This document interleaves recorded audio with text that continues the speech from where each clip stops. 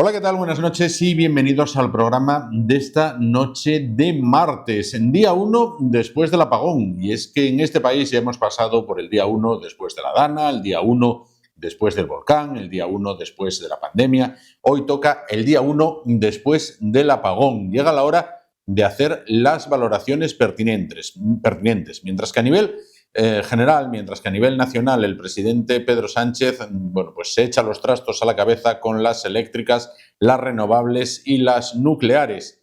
Bueno, pues en este caso el presidente del Principado, Adrián Barbón, de manera más modesta, también saca pecho de lo realizado. Dice que la normalidad en Asturias fue la tónica general. Felicita a todos los asturianos por su comportamiento. Dice que no hubo, gracias a Dios, que lamentar ningún hecho grave, que no falleció ninguna persona, que Asturias respondió bien y que incluso se han sacado lecciones para, si vuelve a ocurrir, porque sabe Dios, si esto volverá a ocurrir, estar más preparados y más ágiles para emitir una respuesta. Escuchamos al presidente del Principado de Asturias, Adrián Barbón.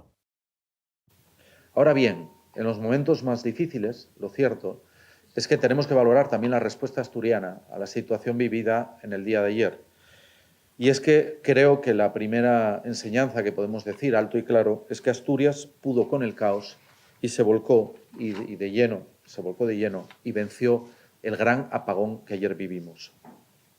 Quiero en este sentido reconocer la labor que ha venido desarrollando el Gobierno de España y Red Eléctrica Española para restablecer la conexión en todo el conjunto del territorio nacional. Saben que también afectó a Portugal y afectó incluso a partes de Francia, pero que desde luego es una enseñanza primera que tenemos que hacer. Por eso permítanme que haga lo primero de todo el reconocimiento de que Asturias estuvo a la altura y por eso quiero hacer dos agradecimientos. Un agradecimiento sincero a la sociedad asturiana, a los hombres y mujeres de Asturias, que ayer volvimos a demostrar que en las situaciones difíciles nos crecemos. Hemos tenido ejemplos claros de civismo y de solidaridad, del carácter solidario del pueblo asturiano, que yo creo que es una de las señas de identidad de nuestra tierra, ¿no? El hecho de que nos ayudáramos los unos a los otros en ese momento de mayor vulnerabilidad es algo que hay que reconocer. Y, por supuesto, dentro de la respuesta asturiana tengo que hacer un reconocimiento a muchísimos colectivos que han participado, ¿no? Empezando, evidentemente, por el Gobierno de Asturias. Bueno, pues esas eran las palabras, las valoraciones de Adrián Barbón sobre lo ocurrido ayer, esas palabras, esas valoraciones emitidas en el día después del apagón. Ahora, como siempre, después de la cabecera, ya comienza nuestro programa de hoy con las entrevistas.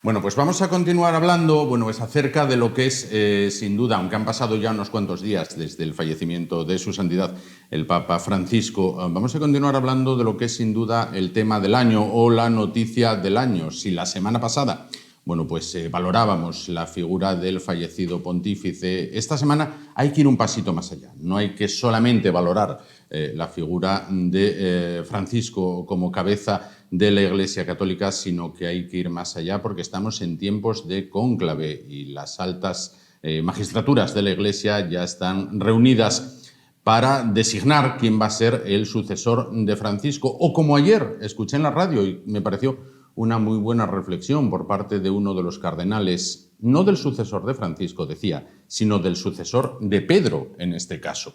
Bueno, para hablar de todo este tema se encuentra con nosotros esta noche, agradecemos mucho su presencia, Javier Fernández Conde, él es sacerdote e historiador. ¿Qué tal? Buenas noches. Buenas noches. Bueno, muchas gracias por estar con nosotros. Lo primero, ¿qué valoración hace de la figura del fallecido Papa Francisco? Yo el otro día en la prensa, cuando me mandaron que sintetizara en pocas palabras que era para mí la figura del Papa Francisco, dije que era el milagro de la naturalidad. ¿Por qué? Por eso, porque está la cercanía, la sencillez, la capacidad de conectar con la gente de todo tipo, gente con política de alto nivel, literatos, y sobre todo con la gente pobre. Yo pienso que en mí recuerdo personal de varios papas, a mí me parece que en este aspecto es un papa único. A mí me parece que lo más valioso del pontificado del Papa Francisco. Esa cercanía, esa sencillez, esa manera de hablar con la gente. Ya sabes que hablaba por teléfono, le llamaban, contestaba, incluso se adelantaba él. O sea, hay anécdotas preciosas. Sí, la verdad que sí. Eso en lo que se trata de figura humana, llamemos así. Aunque un papa aúna, la figura de persona con la figura de representante de Dios en la tierra, entiendo. Claro, la dimensión espiritual. Digamos. Efectivamente. En la dimensión espiritual, ¿qué nos encontramos en Francisco? Bueno, yo le estuve pensando mucho estos días, porque no parecía como un místico clásico esa persona. No parecía. También la sencillez, yo pienso que lo llevaba a su estilo de religiosidad. A mí me parece que el Papa Francisco, por haber sido jesuita, aprendió para su vida espiritual una característica muy esencial de los jesuitas, que se llama la capacidad de discernir, el discernimiento. Es una palabra un poco, se usa menos en castellano, pero es el objetivo final del sínodo, pues introducir en la Iglesia el sentido del discernimiento. ¿Qué significa discernir? Sí. Bueno, sí, a nivel humano es cuando hay muchas posibilidades de encontrar una que sea la más viable o la mejor. A nivel religioso es más que eso. Después de hablar con la gente con la que va a intervenir en acontecimientos o planteamientos que se están haciendo, discernir supone, después de hablar con mucha gente, escucharla, considerar lo que dicen, es, después de todo eso, ¿dónde está, por dónde pasa la voluntad de Dios? ¿Qué hay que hacer para ser fieles a lo que Dios quiere en este momento, en este acontecimiento? Eso es la espiritualidad de los jesuitas. Sí. Yo, por ejemplo, estudié en Roma, en la Gregoriana, y a mí me llamaba mucho la atención cuando iba algún profesor, eran todos jesuitas los catedráticos, iba a alguna habitación y encontraba allí, junto a la silla y un crucifijo, encontraba siempre un oratorio, un reclinatorio. Y bueno, y les preguntaba que qué hacían. Me dijeron, no es un examen de conciencia, es simplemente pensar cómo estoy viviendo, cómo viviendo las cosas, qué significa lo que estamos haciendo y sobre todo, detrás de esas preguntas, cuál sería la voluntad del Señor o la voluntad de Jesús si estuviera aquí presente. Es un poco, a mí me parece que ese estilo es el estilo fue mucho el estilo del Papa Francisco. Y eso hacía que los colaboradores, los íntimos, los más cercanos, estaban muchas veces desconcertados porque no sabían cuál iba a ser la decisión. ¿Por dónde iba a salir? ¿No? Exactamente, sí. Y les sorprendía muchísimo. Y pensando un poco, luego lo comenté con alguien que es experto en estas cosas y me dijo que sí, que aunque cuando fue cardenal y arzobispo de Buenos Aires tuvo problemas con los jesuitas, me parece que casi durante 20 años o así, tuvo relaciones regulares con ellos. Pero yo pienso que ese estilo, que es muy ignaciano, muy de San Ignacio, ese lo tuvo siempre el Papa y por eso lo hace tan sencillo, tan normal y a veces sorprendente también. Claro. Bueno, dentro de sus logros o dentro de sus hechos realizados durante su papado, durante su pontificado, se dice que emprendió o trató de emprender algunas reformas, pero que no fue capaz de llevarlas todas a buen puerto. No, bueno, yo creo que, por ejemplo, se planteó el tema de la mujer, el tema de la mujer es el tema del sacerdocio. Sí. Y yo creo que ese no llegó hasta el final, o sea, no llegó a proponer que las mujeres se ordenaran presbíteros. Y eso cae el ejemplo de la iglesia anglicana. Sí. Pero no llegó a dar ese paso, pero no hay duda que este Papa miraba a la mujer con otros ojos distintos, con otra mirada distinta.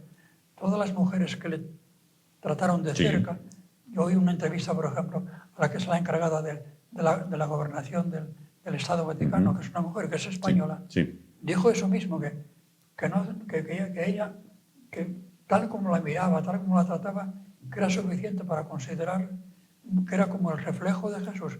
Jesús también tiene apóstoles, pero también tiene apóstolas. Bueno, pues un poco en esa línea.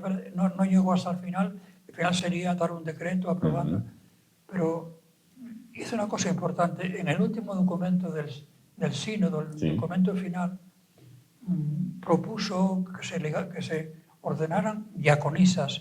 Claro, y eso aparentemente parece como una cosa menor, pero hay que tener en cuenta que el sacramento del orden es único. Si se pueden ordenar diaconisas, no sé por qué no se pueden ordenar presbíteros y obispos. O sea que a mí ese paso me pareció decisivo. Luego otros pasos, por ejemplo, yo también creía que iba a atreverse a plantear el celibato opcional, como la Iglesia Ortodoxa Católica. Pero bueno, ese paso no lo dio. Y ese paso era fácil, porque no tenía problemas de tipo dogmático, ni nada, es un problema de tipo disciplinar. Oyendo estos días, reflexionando, sobre todo, a mí me interesó mucho dos libros. El libro que se titula Esperanza, que es donde se ve mejor cuál era su estilo, cuál era su mentalidad, pero el libro de Javier Cercas, que acaba de salir hace 2 semanas que salió, tiene muchos discursos, tuvo muchas entrevistas, y tiene una cosa bastante acertada, y es que el Papa no fue un enemigo radical de la pederastia, condenó la política. Bueno, pues el Papa Francisco no creía que estuviera ligado la pederastia, los abusos contra menores en el clero, al celibato, que eran cosas completamente distintas. Yo no sé, no veo claro, pero de todas maneras a mí me hubiera gustado mucho que también diera ese paso. O sea, me parece que el celibato opcional es algo medieval y trasnochado, que no tiene mucho sentido. Bueno, más cosas. El tema de los homosexuales. También, por ejemplo. También el matrimonio de homosexuales no llegó a formularlo nunca. Claro, porque he ahí, y le interrumpo, perdón, he ahí quizás el paradigma, ¿no? Vamos a ver, en este país, supongo que en otros también, pero bueno, en este país cuando una persona fallece, los 3 primeros días todo el mundo habla muy bien de esa persona, bueno, y a partir del 4 ya empiezan a aparecer matices, ¿verdad? Entonces, han pasado días ya desde el fallecimiento del Papa Francisco, y por ejemplo, en el tema de los homosexuales dicen, sí, es cierto que dijo, ¿quién soy yo para criticarles? Pero tampoco aprobó el matrimonio, digamos, de homosexuales. Tal. Entonces, claro, hay quien le hace alguna crítica, dice, mucho decir pero poco hacer. No sé si esto es así o no. Bueno, yo creo, sí, puede decirse. O sea, ciertamente en este papado no hubo ninguna reformas doctrinales importantes, nunca las hubo. O sea, decretos, por ejemplo, de carácter disciplinar o moral, que no existen. Tampoco hizo, bueno, cosas que tocaban un poco la teología, como lo que decíamos antes, el sacerdocio femenino, también lo tocó. O sea, yo a nivel teórico, a nivel de reformas, realmente no dio muchos pasos. Como decía al principio, para mí, la gran aportación, el gran legado de este Papa, no es tanto lo que dejó de hacer, sino ese estilo de vida que a mí me parece absolutamente evangélico. Yo no sé cómo se comportaría Jesús, pero leyendo el Evangelio parece que se comportaba así con toda la gente. Debería de ser algo más o menos parecido, ¿no? Sí. Por otra parte, estas reformas que aludíamos, ¿por qué motivo pueden no llegar a buen puerto? ¿Porque es muy difícil convencer a toda la pirámide que hay debajo? Yo creo que sí. A mí la curia romana... Tiene que ser dura, ¿eh? Aquello tiene que ser duro. Es mucha curia. Y primero está la curia y después, bueno, hay un grupo en la Iglesia que no es favorable a nada de eso. Hoy me parece que, hace unos días, traía el periódico un reportaje del cardenal Miller, que fue presidente del Santo Oficio, bueno, que amenazó al Papa con provocar un cisma. Y hay unos cuantos cardenales y muchos obispos que estaban deseando absolutamente que desapareciera para siempre el Papa. Ahondando en esto, que ahora no se recuerda, pero usted quizás lo recuerde, hace no excesivos años se descubrió que que se hacían misas pidiendo la muerte del Papa por parte de algunos sacerdotes, que decías, esto es un poco absurdo, ¿no? Pero pues sí, lo recordará como yo, ¿verdad? Sí. Bueno, y Miller, ese cardenal alemán, que fue el presidente del Santo Oficio, estuvo aquí en Oviedo, tuvo una conferencia, bueno, haciendo unos planteamientos absolutamente radicales. O sea que yo pienso que estamos en un mundo tan difícil, tan cambiante, que tener una perspectiva, sobre todo de futuro, que es muy difícil, porque ves un mundo...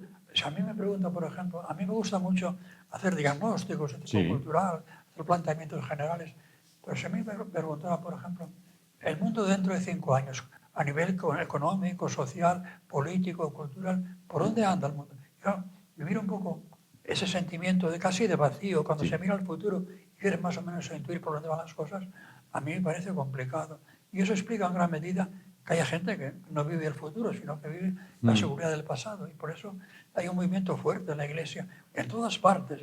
Porque el miércoles pasado a mí me invitaron a hablar en la universidad, fui a un aula de medieval, la catedrática es amiga mía, y me invitó que diera una charla y fíjate cuál era el tema.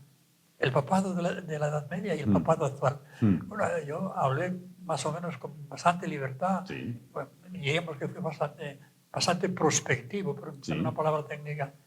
Yo noté, eran unos 40 o 50 alumnos, noté que había un grupín que estaba como nervioso, que se movía, y luego ya cuando ya marcharon, hablé con la catedrática y me dijo, es que hay un grupo que desde el punto de vista religioso y político son profundamente conservadores. O sea que no. Por eso digo que a lo mejor ese movimiento retrógrado que hoy día, bueno, yo creo que mucha gente, es que vivir pensando en el futuro, aunque se viva muy comprometido con el presente, vivir pensando en el futuro, ir admitiendo los cambios que van viniendo, es bastante difícil porque en el fondo es vivir un poco en la inseguridad. Claro, claro. Girar la marcha de la Iglesia o del Vaticano, véase la Iglesia, véase la Curia, en temas como los que hablaba usted, el celibato, el sacerdocio, las mujeres, el tema de la homosexualidad, es como tratar de girar un transatlántico. Eso gira muy despacio. Es verdad, sí, es verdad. Pero yo conozco a algún sacerdote que tiene problemas de celibato, pero no querría que lo abolieran el celibato. O sea que, no sé, es una tradición muy larga. Sobre todo a mí me parece que eso fue un problema de siempre. Es muy difícil. Yo he tenido la suerte, y digo la suerte entre comillas, pero es verdad. La historia, ser historiador, te da una visión muy relativa de las cosas. Te da una visión así de un cierto relativismo. ¿no? Completamente yo eso cierto. puedo decir que lo agradezco a mi profesión y al Señor también, que tengo un sentido bastante relativo de la vida y miro los cambios, aunque no sé muy bien qué va a pasar pasado mañana, me gusta mirar al futuro y ver cómo el mundo evoluciona. Yo pienso que, además, claro, hay que darse cuenta de una cosa, que la cultura actual tiene una gran parte de cultura virtual, que los medios fabrican un mundo que es un mundo absolutamente irreal. Entonces es muy fácil agarrarse a lo que tenemos, a lo que somos y que no cambie nada. Eso es un característico de esta cultura. Por eso yo creo que la razón de que, bueno, en la Iglesia y fuera de la Iglesia, además a nivel político, fíjate lo que está pasando. Está habiendo gobiernos fundamentalmente de derechas, por llamarlo de alguna manera. A nivel parroquia, vamos a llamar así, a nivel parroquia, a nivel de gente católica practicante. Yo tengo 6 parroquias, o sea, yo sé un poco de parroquias, pero yo tengo 6. No, digo de la gente que va a la parroquia, ¿no? De católicos practicantes, de los, llamemos, de misa diaria, ¿vale? Normales. Que los hay, sí. Bien, a muchos les choca mucho que los líderes de izquierda valoren tanto a este hombre, ¿vale?, frente a los líderes de derecha, cuando dices, ¿qué puede pasar para que te valore el, digamos, no digo enemigo, pero sí digo, para que hablen mejor de ti los que normalmente no te pueden ver que los que normalmente son tus aliados naturales? O sea, a mí me llamó mucho la atención, porque estuve viendo antes un listado de los que vinieron al funeral y, bueno, es impresionante la gente que hay. Y, bueno, por ejemplo, que se encuentre Trump, que le había puesto verde, por así decirlo, en varios comunicados, o que Putin le mande un telegrama, o el Ciril famoso el patriarca de Moscú, pues le mande también una felicitación. Yo creo que si Putin no hubiera emprendido la guerra contra Ucrania, yo estoy casi seguro que hubiera venido el funeral. Lo que pasa es que no puede, claro. Pero el caso, por ejemplo, de Milei, el presidente de Argentina, que dijo en una ocasión que el Papa el obispo de Roma era el representante del demonio en la tierra. Y sin embargo, el otro día hablando de él lo puso por las nubes y vino al funeral. O sea, bueno, luego limaron asperezas, ¿no?, entre ellos.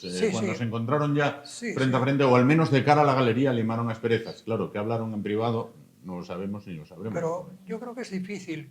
Yo creo que si se consigue hablar, yo no tengo experiencia, porque nunca tuve ocasión de hablar con él directamente, pero si se tiene la experiencia o se tiene la circunstancia de hablar personalmente con el Papa, debe ser muy difícil enfrentarse con él, quedar enfrentado con él, porque es un hombre, yo creo que es un hombre de Dios, es un hombre, a mí me parece que Jesús hacía cosas parecidas a las que hacía Pablo. A las que hacía este hombre, ¿no? Sí, Bueno, llega el tiempo de cónclave. Los electores, digamos, están reunidos, bueno, pues para designar, decía yo al principio, lo que dijo este cardenal, no sé si usted comparte esa opinión, decían, no, este cardenal por la radio el otro día dijo, no es elegir al sucesor de Francisco, es elegir al sucesor de Pedro.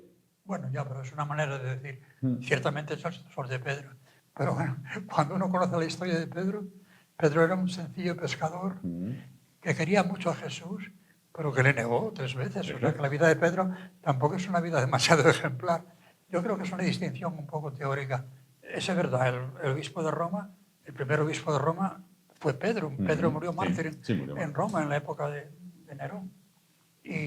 Pero bueno, realmente, aunque sea el sucesor de Pedro, es obispo de Roma, y no de Roma de hace 3 siglos, sino de la Roma actual y, consiguientemente, del mundo actual. O sea, ¿qué más da que...? Bueno, ¿qué más da? No sé si influye demasiado el ser sucesor de Pedro o ser simplemente el obispo de Roma. El obispo de Roma. ¿Qué espera de este cónclave? Yo... Hombre, a mí, yo digo lo que a mí me gustaría y lo que espero. Porque salga un cardenal, porque no creo que sean capaces de nombrar a alguien que no sea cardenal. Lleva muchos años. No sé, en fin. Yo creo que, y a mí me gustaría que saliera un cardenal que siguiera los pasos del Papa Francisco. Siguiera un poco su línea. Una línea de continuidad. Sí, eso me gustaría mucho. Y no sé, no conozco muy bien las tendencias. Hombre, hay algunos cardenales que... El secretario de Estado, que colabora mucho con él, Tarantini, no sé. Pero hace unos días oí también hablar, hizo una entrevista a Omeya, el cardenal de Barcelona. Y claro, bueno, no creo que sea candidato, pero me gustó mucho lo que decía. Al final dijo que él se sentía ya muy mayor, que había cardenales mucho mejores que él y que esperaría que fuera un cardenal que hubiera seguido un poco la línea y el estilo de este Papa. Que una cosa que no sabe la gente es que dicen que, bueno, que el nombramiento, el sínodo, el cónclave donde se nombraron, que fue un cónclave de sorpresa. No fue de sorpresa. El cónclave anterior, él había tenido tantos votos como Benedicto XVI. Lo que pasa es que no había manera de desempatar y él renunció. Y entonces salió Benedicto XVI. Claro, a ver si me puede aclarar una duda que yo tengo. Vamos a ver. Dicen... los que entienden de esto, ¿no? O pensamos que entienden de esto. Dicen, vamos a ver, está el cónclave reunido y lo más seguro que salga un papa continuista porque el 80% de los allí reunidos los eligió él. ¿De acuerdo? Entonces, bien, si el 80% los eligió él, serían de su cuerda, llamemos así. 110 de 135. Exacto, 110 de 135. Pero claro, yo entonces pienso... Cuando lo eligieron a él para participar en un cónclave, quien eligió fue Juan Pablo II, que estaba un poco en las antípodas de él. Entonces, ¿cómo puede ser esto? Yo creo que la gente... Una de las dificultades que tiene este cónclave, no creo que sea la menor, es que, aunque sea gente casi toda nombrada por el Papa Francisco, que vienen del último mundo, o sea, vienen de Mongolia, vienen de Argentina, entonces vienen de África, por ejemplo. Y bueno, por más, alguien decía, y debe ser verdad, que muchos de los cardenales que van a elegir al Papa nunca se conocieron. Era la primera vez que se ven. Entonces, no sé, yo no acierto a valorar el peso que tiene en la Iglesia ese movimiento conservador. Llamaríamos los retrógrados, un poco que lo encabezaría el cardenal Miller, el alemán Miller. Yo no sé qué peso tiene. Claro, si tiene mucho peso, pues a lo mejor se equilibran más las tendencias, pero en principio todo hace pensar que el candidato que salga elegido va a ser alguien parecido, yo espero por lo menos parecido al Papa Francisco.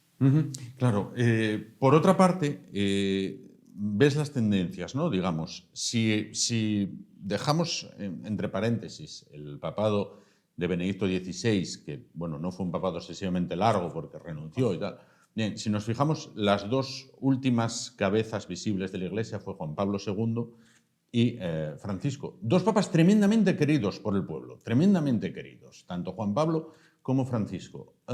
Y dicen, la tendencia es uno de una manera, otro de otra, uno de una, otro de otra, para que haya una alternancia, para que la cosa no sea siempre por el mismo camino. Tan brusca, ¿no? Tan brusca. Entonces... No sé. Entonces, bueno, a este Papa le tocaría a uno siguiente que fuera más o menos conservador, ¿no? Yo pienso que Juan Pablo II, que está como, a mí me parece, que está como un poco como mitificado.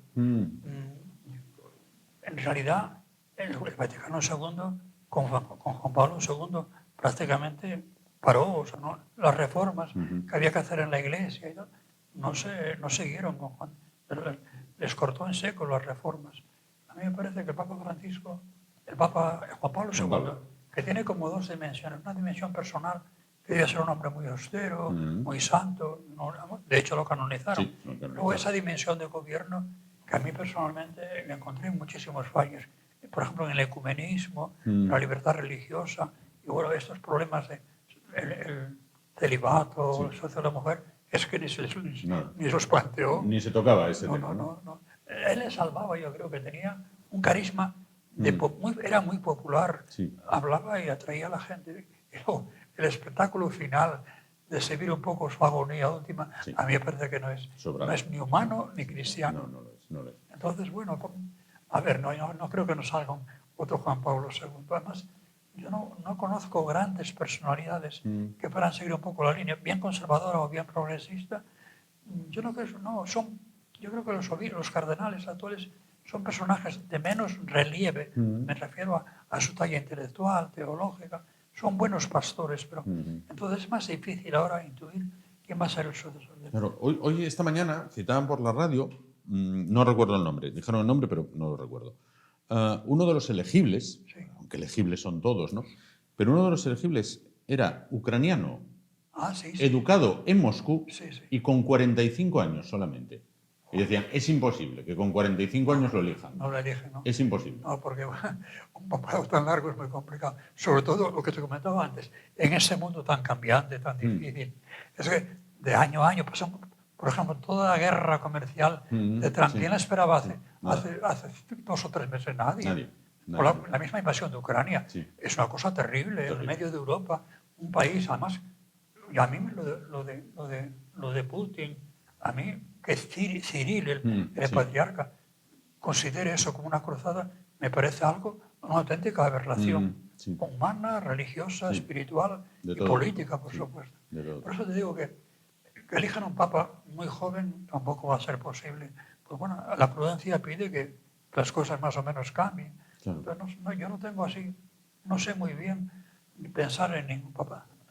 Si me preguntaran alguno, yo diría que es el secretario Parolin, el secretario de Estado. Podría ser el que más posibilidades tiene. Es italiano, eso también es importante. Los italianos... Hace mucho tiempo que no tienen papa, ¿eh? Está muy molesta porque lleva un montón... Bueno, desde 3 años. No.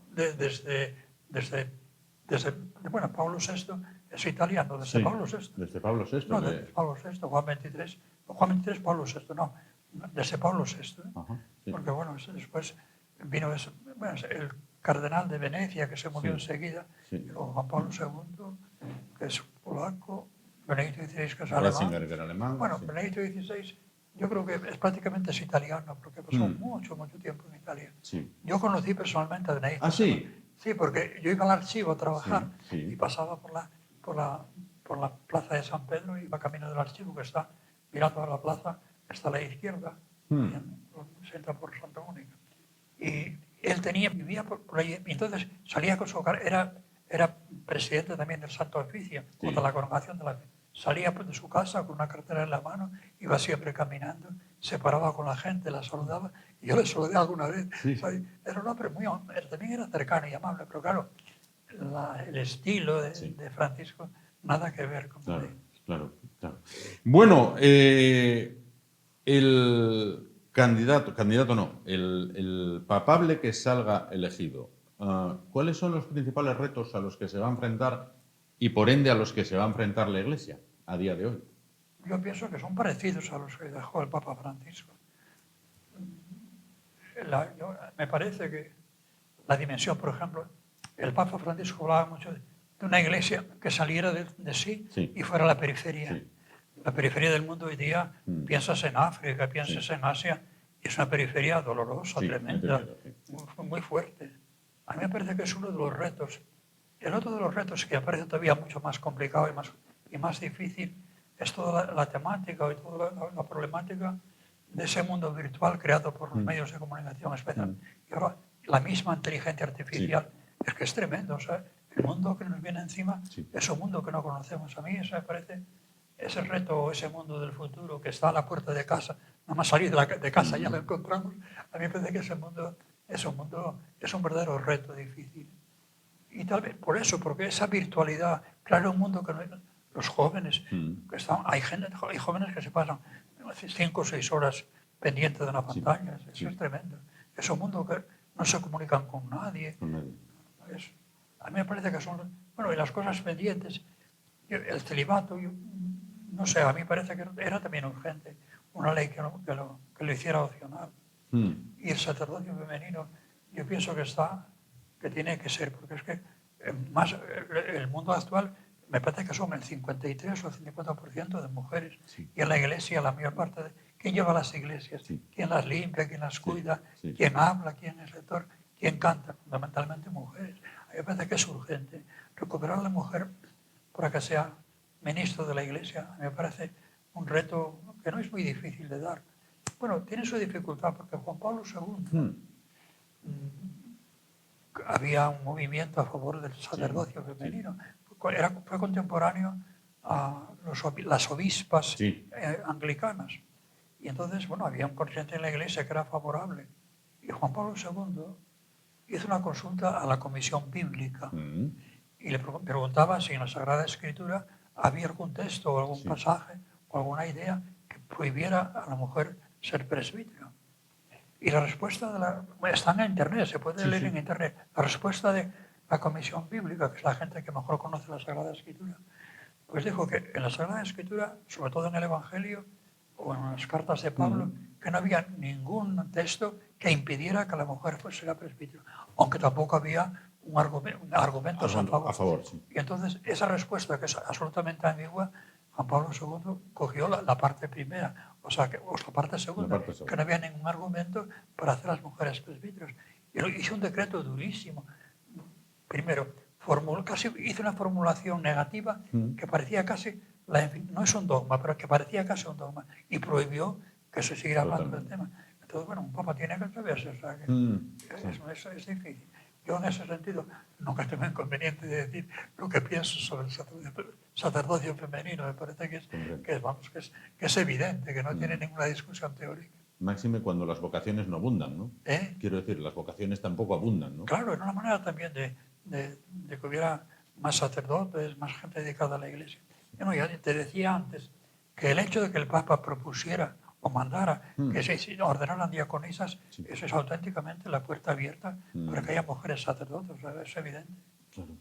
Bueno, cuando los párrocos al frente de sus parroquias, y hablo en este sentido, en un sentido totalmente coloquial, nada peyorativo, hablo de sacerdotes de infantería, sacerdotes de a pie, vale.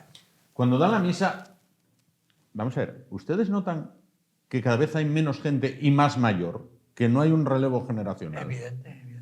Hay unas ancianas venerables que no pierden misa, ¿vale? Luego hay una gente de mediana edad. Que es la que va. Bien. Y luego... Y sobre todo mujeres. Sí, sobre todo mujeres. Sí. Y luego ese relevo generacional, porque hay quien te dice, no, pero el otro día fueron las procesiones y estaba lleno de gente. Sí, bueno, pero luego... Eso es un espectáculo. Claro, pero luego... A mí las procesiones, que las seguí con bastante tiempo, de la Semana Santa, a mí me parecen cosas aberrantes. Por ejemplo, esos famosos picaos esos de ese pueblo creo que es de Aragón, ¿no? Sí. A mí me parece absurdo. Y muchas cosas, cuando las procesiones, por ejemplo, sevillanas, de todas maneras, bueno, hablando de las procesiones, a mí hay que conocerlas in situ, porque en muchas parroquias, por ejemplo en Andalucía, todo eso pastoral lo montan a partir de las cofradías. Y hay cofradías que tienen hasta 13.000 cofrades. Es una barbaridad. Bueno, pues quizás eso no sea, pero no representa una vida cristiana normal. Yo de mis parroquias tengo dos experiencias en ese sentido. Una de ellas, que es donde yo me quedo y hay unos restaurantes. Una de ellas, tuvimos la suerte de que cuando yo empecé en ese, yo llevo mucho tiempo, yo llevo 31 años en esas parroquias. Sí. Cuando yo empecé como cura de esas parroquias, había una asociación de vecinos que también, dos médicos de Oviedo, en el mismo tiempo que yo, compraron ahí una casa y apoyaron mucho a la asociación. Entonces, entre la asociación y la iglesia y la parroquia, nos apoyamos mucho. Y es una parroquia que yo creo que no hay ninguna parroquia en Asturias que hubiera tenido tanta sociabilidad, porque aparte de la vida cristiana, pues montamos conciertos, hicimos teatro, hicimos cineforo, bueno, un montón de cosas, fiestas, salidas. Sí. Pero cuando hubo una visita, la última visita pastoral que fue hace un año, yo le presenté al arzobispo una estadística, es una parroquia pequeña, desde que yo estoy allí murieron 75 personas. Cuando iba a misa, los domingos se llenaba completamente la iglesia. Ahora está mediada la iglesia. O sea que, claro, no hay relevos. Los matrimonios no tienen hijos. Y la vida, sobre todo la vida de los pueblos, claro, es muy complicado vivir en un pueblo. Hay que trabajar lejos. En los pueblos, la economía agraria asturiana de los pueblos es que no existe. No hay vacas, no hay nada allá, no hay agricultura. Entonces, son pueblos muertos, es muy difícil. Yo creo que en la ciudad, no por otras causas distintas también, por ejemplo, la gente joven se la ve muy poco en la iglesia. Sí. Hay un dato que a mí me llama muchísimo la atención, porque yo mismo lo vi. Por cada crío que comulga y continúa, después de hacer la primera comunión y el traje de marinero y el banquete y el no sé qué y el no sé qué más, el que al año siguiente va al catecismo, 25 abandonan. 25, ¿vale? ¿25 sobre 50? No, 25 sobre 26. Ah, vale. Uno continúa, 25 abandonan. Sí, no, es verdad. Yo mismo lo experimento porque bauticé a una gran parte de la gente joven de mis parroquias y no, a misa no van. ¿Sabes? Cuando empiezan a pensar en volver a la iglesia, cuando se casan. Claro. Porque mucha gente se casa y va a preguntar. No, es un mundo. Por eso, en el fondo, es un signo más de los tiempos. La gente joven está en otro mundo distinto. A mí no me desespera. En el capítulo, me parece que es el 25 y el 26 del libro de Francisco, la autografía Esperanza, habla justamente de la esperanza. Y yo he de confesarte que es un libro que me hizo mucho bien, porque a veces miras al futuro y te da un poco de vértigo. La palabra sería vértigo. Pero bien, leyendo ese libro sobre la esperanza, a mí me parece que podemos seguir teniendo esperanza en un mundo nuevo que no sabemos cómo va a llegar. Porque, si no hay esperanza en el cristianismo, no hay fe. O tenemos esperanza en un mundo nuevo, claro, pensar en un mundo nuevo, fraternal, donde toda la naturaleza va a servir al hombre, eso hoy día sí que parece una utopía, pero hay que seguir esperando esas cosas. Claro. Pues con ese buen deseo nos quedamos, con ese deseo de esperanza, en este caso. Javier Fernández Conde, sacerdote e historiador, muchísimas gracias por haber estado con nosotros esta noche. Gracias. ¿Dónde son las dos parroquias? En Candamo y en Pravia. 4 en Candamo y 2 en Pravia. 4 en Candamo y 2 en Pravia, en total 6. Sí. Ahí es nada. Sí. Ahí es nada. Pero fíjate, una de ellas ya no digo misa porque no hay gente. Ya no hay gente. No hay gente. Hay 3 personas mayores y no hay más gente. Y nada más. Y ahí vamos. Esa parroquia siempre fue muy pequeña y hoy decía misa una vez al mes. Ahora ya ni una vez al mes. Intento que haya misa, por ejemplo, no sé, es una iglesia muy guapa, tiene pinturas, pinturas que hemos restaurado. Son pinturas valiosas, son pinturas del siglo XV y XVI. Y me da rabia que la iglesia porque está muy bien arreglada, gastamos un dineral en arreglarla, pero la misa de los domingos era inútil, porque es que va una persona o dos, entonces. Yo en esa parroquia, me parece que fue hace mes o mes y medio, tengo misa cada 15 días. Fui el día que correspondía, es a las 11, más o menos una hora. Había una sola persona. O sea que, pero los pueblos están así. O sea, la caída de los pueblos es tremenda. Y la gente que va a los pueblos va a su casa, pero no va al pueblo. No va al pueblo. Se integra muy difícil. Porque en esa parroquia, como está cerca de Pravia y no muy lejos de Grau, es una parroquia que ya no tiene casas vacías. Se venden fácilmente, se arriendan. Pero hay 7 o 8 familias que yo, para conocerlas, fui a su casa para presentarme. O sea, no parece, ni siquiera van a las fiestas. O sea, que los pueblos, sobre todo la cultura rural asturiana, a mí me parece que, no sé, es un problema del planteamiento político de Asturias, de Asturias y de otras partes. La famosa España vacía. España vaciada, ¿no? Sí. Bueno, pues en esas estamos. Pues en esas estamos. Muchísimas gracias. Mirando al futuro con esperanza. Mirando el futuro con esperanza. Me quedo con esa frase. Javier Fernández Conde, sacerdote e historiador. Gracias por estar con nosotros esta noche. Mirando al futuro con esperanza. Nos vamos un momento y dentro de nada, unos cuantos escaparates, volvemos y continuamos el espacio de esta noche. Hasta ahora mismo.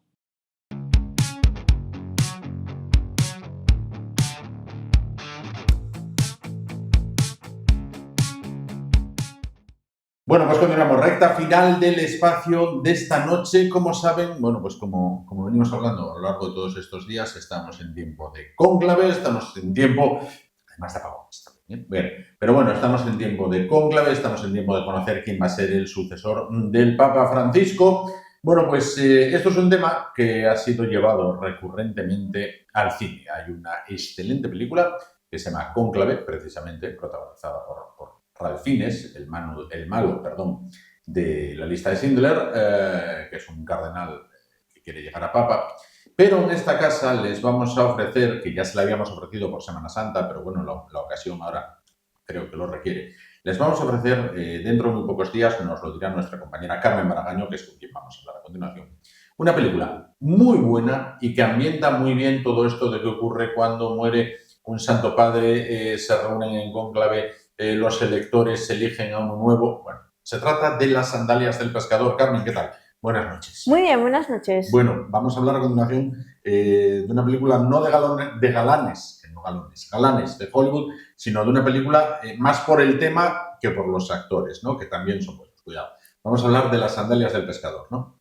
Efectivamente, sí, es una película muy adecuada a estos tiempos. Es una película que, bueno, trata un poco, sigue la historia de un obispo ucraniano que es llevado a realizar trabajos forzados en la Unión Soviética, pero... Está preso, Bielorrusia. Sí, exactamente. Después de un tiempo es liberado y enviado al Vaticano como asesor. Entonces, bueno, con el tiempo lo acaban nombrando cardenal, después entrará en ese círculo de posibles candidatos a papa y, bueno, finalmente es elegido papa y hace un poco de intermediador entre con los conflictos que hay entre China y la Unión Soviética, bueno, los conflictos de China que vienen por una hambruna generada por un tema con Estados Unidos. Entonces, bueno, es ahí un poco una crisis internacional más o menos como la que estamos viviendo actualmente. Sí. Y bueno, este papa hace un poco de mediador de ver cómo se puede llegar a la paz con los menores daños posibles. Es decir, bueno, pónganse en situación, en este caso, ¿no? China, en la época en la que se desarrolla la película, que es allá en los años 60, ¿no? Podríamos decir 60, 68, 70, sí. 60, 70. Bueno, pues China está sufriendo una terrible hambruna causada por un embargo que le hace Estados Unidos. Entonces China empieza a tener serias fricciones con Rusia, amenaza con una guerra y entonces el Papa, que es este obispo ucraniano, que había estado preso de los rusos precisamente, pues toma una iniciativa pues tremendamente interesante y que muchos han reclamado a lo largo de los tiempos a la Iglesia. No decimos qué iniciativa porque entonces sería, bueno, pues destripar la película, ¿no? Hacer lo que llaman los chavales el spoiler en este caso, pero toma una iniciativa que se ha reclamado desde distintos sectores en muchas ocasiones a muchos papas, a muchos santos padres. Bueno, vamos a hablar también del elenco, los actores. ¿Quiénes son? Pues tenemos estrellas internacionales, como pueden ser Anthony Quinn, un actor México-estadounidense. Es el Papa, el último Papa, sí, porque... No, el último Papa no, es el Papa de aquí. Sí, el que en la película es obispo y llega Papa. Claro, pero es que el Papa que hay anteriormente a Anthony Quinn en la película es John Gielgud. Que se parece sospechosamente a Pío XII en la película. Sospechosamente. Muy sospechosamente. Esa cosa de las caracterizaciones. Sí. Y también tenemos a Sir Laurence Olivier, un actor británico estándar, Claro. estandarte, nada de estándar, estandarte, de hecho destaca en todo lo que hace. Sí. Y también tenemos a Oscar Werner y a Vittorio De Sica, italiano que casi es más conocido por la dirección que que por la actuación, pero bueno. Pero bueno, ahí está. Ahí Hombre está, del Renacimiento. Y no lo hace mal, y no lo hace mal. Bueno, pues sí tenemos 4 actores de primera línea, en este caso, y Anthony Quinn. Anthony Quinn es el protagonista interpretando al obispo ucraniano Kirill Lakota, que ya saben, pasa de preso de los rusos a Santo Padre, en este caso. Bueno, premios que tuvo esta película. Pues tuvo varias nominaciones, lo que pasa es que al final, ganados como tal, obtuvo un Globo de Oro a mejor banda sonora, a mejor música original, a manos de Alex North, que para quien no le suene mucho el nombre, seguro que le suenan las películas en las que de las que ha compuesto la música, que pueden ser Cleopatra, Espartaco, El tormento y el éxtasis, Claro. Quien teme a Virginia Woolf, Un tranvía llamado Deseo, me parece, una de las primeras películas de Marlon Brando. O sea, tiene obras muy buenas, tiene ojo para escoger dónde poner la partitura. Claro. Y esta película es una de las grandes, importantes. El interés de esta película, bueno, pues más allá de ver la evolución de estos 4 actorazos, pues es sin duda también, en estos tiempos en los que nos encontramos, que le decía yo Carmen, en tiempos de cónclave, pues es ver qué sucede cuando muere un papa, cuando se reúnen, cuando lo hay que ya va a salir este seguro y luego ese nada de nada, es decir, es ese dicho del que entra cardenal, el que entra papa sale cardenal. Bueno, pues ¿qué pasa cuando se reúnen? ¿Qué pasa cuando es elegido un papa? Todo esto. Voy a pedir a mi compañera María que ponga el plano general, porque sí, van a poder ir viendo trocitos de película, fragmentos de película. Antes veíamos a Anthony Quinn ahí vestido con la tiara papal y con todo el esplendor. Porque ese protocolo de nombramiento de un papa no ha cambiado mucho, desde los tiempos en los que se ha rodado esta película hasta nuestros días. Yo creo que ha cambiado entre esto y esto, o sea, entre poco y menos. O sea, lo que van a ver aquí es lo que está viendo ahora en Roma.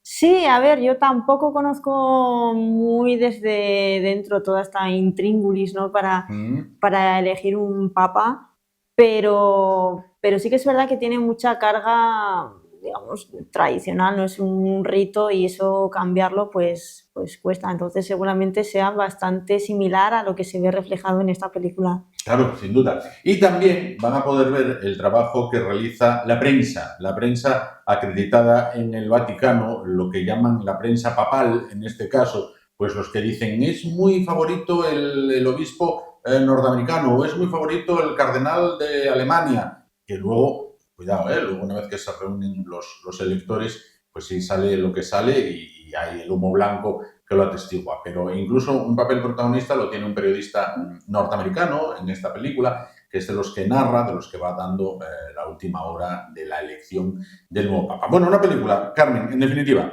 tremendamente de actualidad, tremendamente recomendable y que hay que ver qué día y a qué hora.